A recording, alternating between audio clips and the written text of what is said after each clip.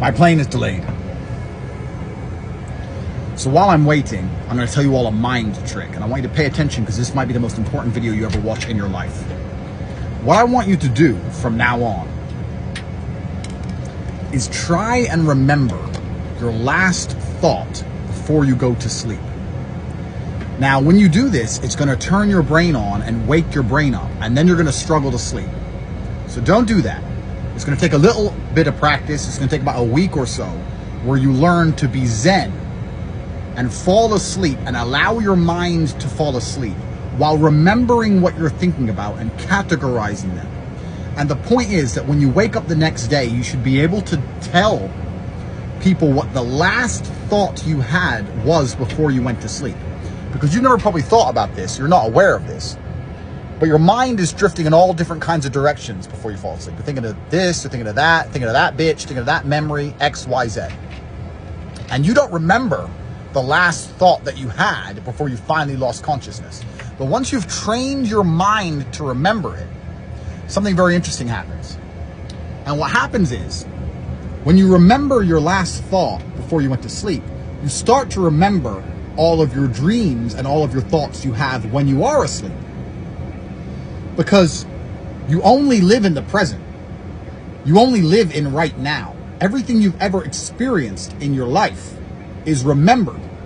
And you remember all of your experiences from reality the same way you remember your dreams from your unconscious. You remember them the same. It's the same imagination.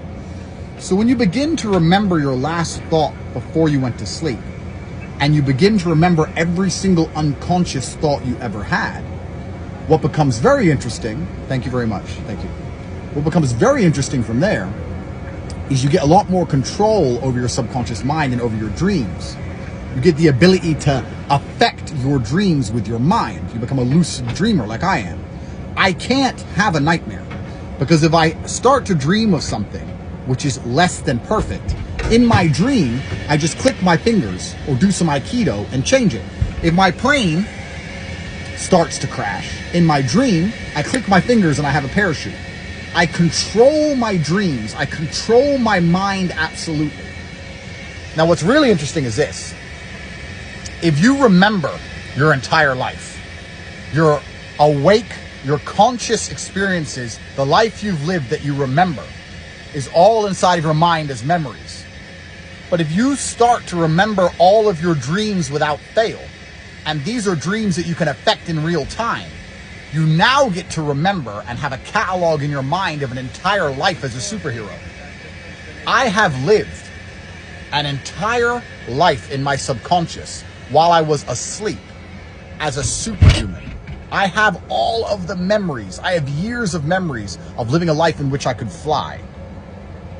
Call me crazy. I know you're sitting here. Some of you will not understand what I'm talking about. Some of you will understand what I'm talking about. But the point is that my mind has two lives in it.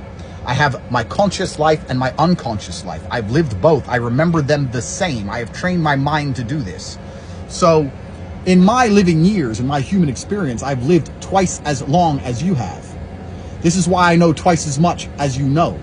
I've lived more life. And I've lived more life inside of my mind because my mind has been trained. Do you understand?